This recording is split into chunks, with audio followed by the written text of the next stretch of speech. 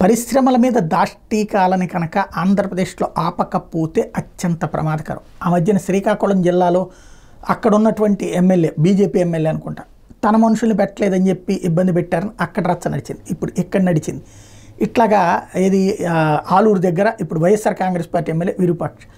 Point ఏంటంటే మనం మన వాళ్ళని పెట్టుకోవాలి. పరిశ్రమ అంటే వాళ్ళకి ఏ స్టాఫ్ కావాలో వాళ్ళకి. ఇప్పుడు మన దగ్గర ఉన్న పిఏ ఎవరిని పెట్టుకోవాలి, మన దగ్గర ఉన్న పిఎస్ ఎవరిని పెట్టుకోవాలి, మన దగ్గర ఉన్న కార్యకర్తలు ఎవరు ఉండాలి అన్నటువంటి వేరే పార్టీ వాడు డిసైడ్ చేస్తే ఒప్పుకుంటాం మనం?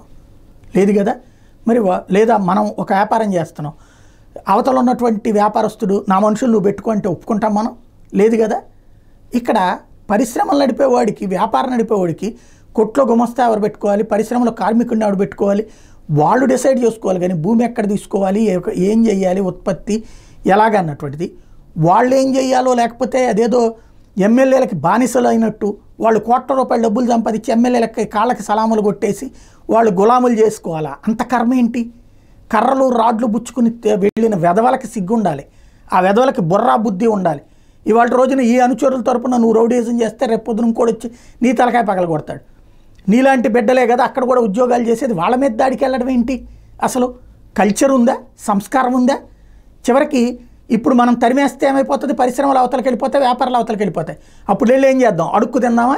లేకపోతే రేపటి నుంచి మన నాయకుడు గారు ఇచ్చేటటువంటి బెచ్చం వేసుకుని తిని బతుకుదామా? బుద్ధి బుర్ర లేనటువంటి ఫ్యాక్షనిజాన్ని కనుక కంట్రోల్ చేయకపోతే అత్యంత ప్రమాదకరం.